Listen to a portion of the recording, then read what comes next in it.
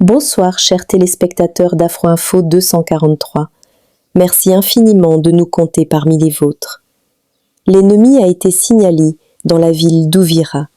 On ne sait pas avec précision l'étendue de son emprise. On rapporte néanmoins que nos forces sont toujours présentes dans certains quartiers. Si la riposte préparée par nos troupes n'atteint pas ses objectifs, l'ennemi risque de contrôler l'ensemble de la ville dans les heures à venir.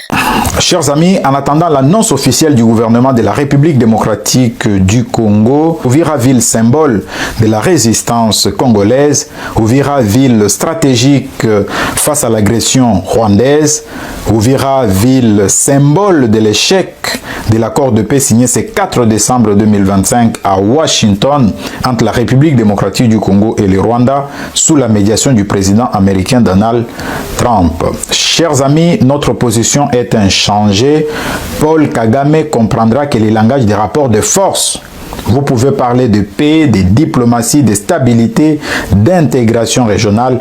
Paul Kagame entend les Chinois. Paul Kagame comprendra les jours où les bombes vont s'abattre sur Kigali.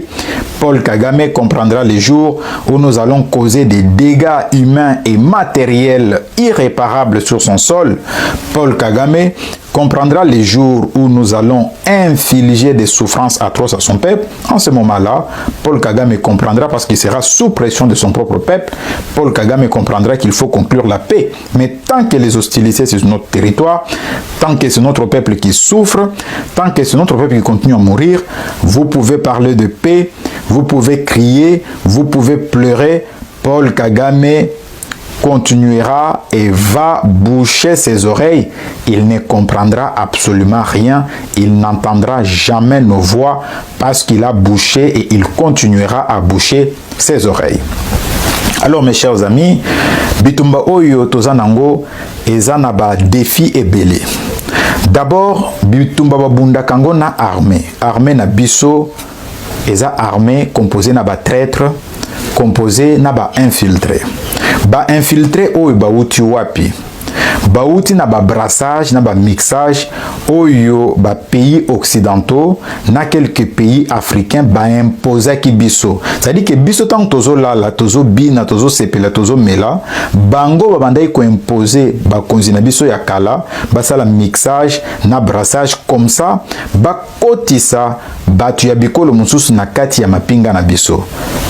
Mapingani na mokili oyo koki kolonga bitumba soki na kati na bango bazana ba infiltré na ba traître.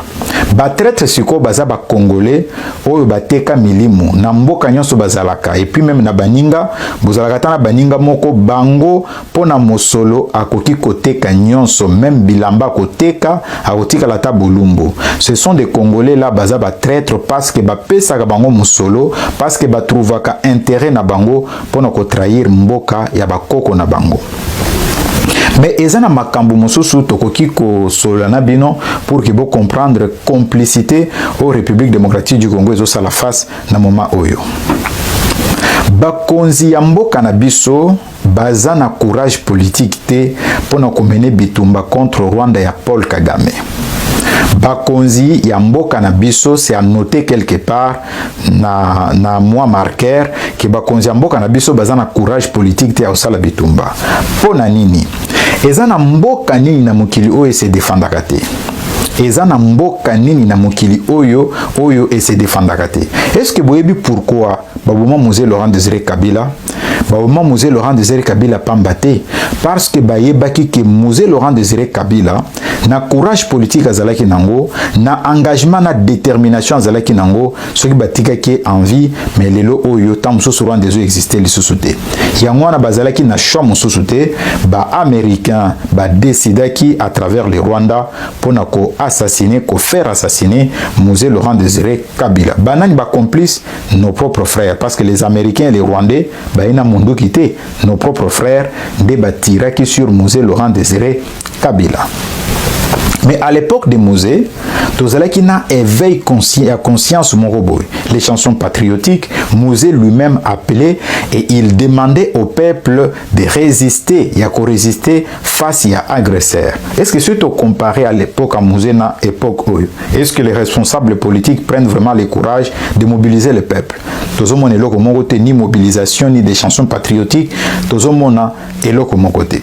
Mais il y a des Congolais qui pensent que Paul Kagame a soutenir Félix Nanga Naba Kabila parce que à Lingi Bango et à Lingi Bolamo il y a la République démocratique du Congo. Donc il y a des Congolais au bazana mémoire courte babo sana ponanini parce que tant mususu bazo sepelana régime à Félix Tshisekedi té tant mususu non, il y a des choses que nous pouvions dénoncer. Mais moi les amakambu ya interne, mais face il y a agression extérieure, bisognon se fallait tous à la soudé tous à la lobamoko, mais malheureusement Congo est à soudété et Congolais à soudété et c'est notre faiblesse. Deuxièmement, bas occidentaux, bah ebisaka ba konzina biso qu'il faut privilégier voie diplomatique. Nous rappelé bino ba fait moko pour que vous comprendre. D'abord na bitumba o nyonso tozwa ba agression nyonso tozwa ba oblige biso to négocier et puis to intégrer ba terroriste wana le pays occidentaux. Deuxièmement, depuis que Félix a commis na pouvoir, ba rouler na farine. Tant que Félix n'a pas rappelé qu'il a fait, tant Félix a annoncé qu'il a participé à sommet Russie-Afrique. D'abord, tant Félix a été en Russie en 2019, l'accord est signé Bebo. Accord emblématique est pour réhabiliter le chemin de fer congolais. Les occidentaux, les médias ne sont critiqués parce que pour Nabango, Congo est un réservoir de matières premières. Ils ont beaucoup de battuti, ils ont beaucoup de montunyonso. Donc, ils ont critiqué l'accord. Tout le monde a minute. Alma Baye, le bibiso toko aidé bino na 24 milliards de dollars.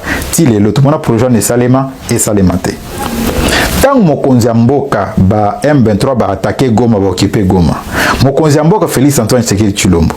A lobby na journal moko ya ba mindele ya ba français o ba bengi journal Le Monde a lobby que oui na ko participer na sommet Russie Afrique. Mbala moko ba bengi sembango na Allemagne, mbala moko ba bengi na France. Pona ko calmer. Paul Kagame, tango président Macron a organisé Makambo A, Babengisie a été à boycotter parce que pour naïe est allié. Tango président na biso na forum moko na Bruxelles, place Olobaï qui non na Paul Kagame, tout ça la paix à brave. Ba occidentaux, nazo analyser kaka nazala kité. Ba occidentaux, ba sengi na mokonzi mboka na biso ba ebisie boy, ba ebisie ke non. Paul Kagame azo akizo ke non za un discours moko belliqueux, discours moko bitumba. Bongisa langage na yo pona kimia. Mais bande konangai entre biso na Paul Kagame nani muto za na discours belliqueux. Parce que discours belliqueux à Paul Kagame ils ont passé même na acte et bomeli biso plus de 15 millions de gens. Ba maman na biso baza violé, ba na biso sans avenir, mais ba occidentaux basé sur mon conseil biso que non tété Paul Kagame lobby que ndi muto na discours belliqueux, il faut bongisa. Mon conseil biso ya lobby na tikala jamais ko tenir discours moko belliqueux. Mais biso nyonso toyebi que Paul Kagame muto za discours abitumba et puis mokili mobimba il a testé que non Paul Kagame azo agressé République démocratique du Congo parce que ba troupe naé baza na territoire congolais. Bande konangai toke na accord ya Washington na lobaki yango que Paul Kagame ako ndima eloko moko de toutes les façons ba mindele baza na langage mibale.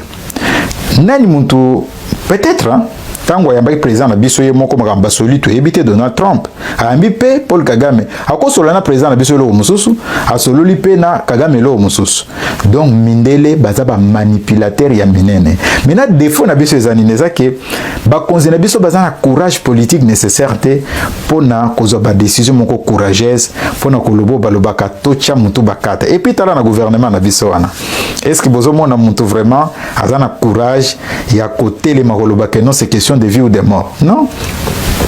Mais au moins, il y a russe. Vice-président, il y a parlement, il y a Russie. Azolo va bien. Naba médias occidentaux partout. Le big si les Français envoient des troupes na Ukraine, Togo Mabango. Mais est-ce que Bissoto Lobake non, aucun militaire ne peut rentrer sur notre territoire sans autorisation Abima vivant. Nos autorités ont peur. Bazo Banga, Ponanini, parce que la majorité ont des biens en Occident. Et puis, retrait stratégique. Mais Bitumbani Batbakou Fakate. Ça dit que ce Bolingue est très stratégique. Pourquoi ne pas dire que M23 venait avec les Rwandais occuper toute la République Bisso Tonyamoki na Bisso. Comme ça, on peut préserver des vies humaines. Regarde, Paul Kagame attaque Uvira, occupe Uvira. Ministre des Affaires étrangères à l'obito occidentaux, les États-Unis, va sanctionner Rwanda. C'est-à-dire que nous, on va continuer à pleurer, à demander des sanctions. Vous pensez qu'ils vont sanctionner, mais ils peuvent même sanctionner Namaloba. En fait, notre problème, c'est manque de courage. Il y a des Congolais au Baza et Belé, Baza pire que Mutamba. On peut se mettre ensemble, sauver notre pays. C'est pour cela que créer un mouvement Tozobenga Génération Debout la Révolution. C'est pour sauver notre pays. Bitumbo Bisoto Ozalanango, c'est pour la souveraineté, c'est pour la dignité, c'est pour l'intégrité territoriale de notre pays. Ceux qui s'organiser, mes chers amis, ça serait un message fort aux Occidentaux et puis à Paul Kagame. Mais et là que tout ça a divisé, il y a des gens des Congolais par ignorance et inconscience, par cupidité. Bazo Banza était Paul Kagame, à soutenir Nangana Kabila pour nous sauver. Mais vous êtes des ignorants, vous êtes des paresseux. Histoire était abinotée. Makambo et les camps dans le passé étaient abinotés.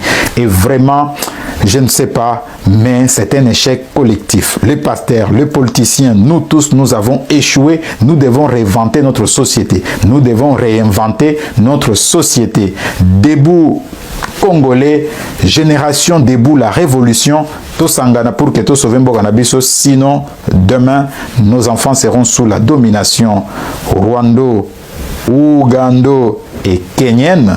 Et puis, tozalaka na miss nabiso pona kolela. Merci de Brandaki Biso et Zalakingai Platini Chimpumpu, votre professeur et militantisme patriotique, génération debout, la révolution. Nous sommes arrivés à la fin de cette édition. Merci à vous de nous avoir suivis jusqu'ici. Si vous avez apprécié ces contenus, n'oubliez pas de vous abonner à notre chaîne, d'activer la cloche de notification pour ne rien manquer de nos prochaines vidéos. Likez et partagez cette vidéo. On se retrouve très prochainement. À bientôt.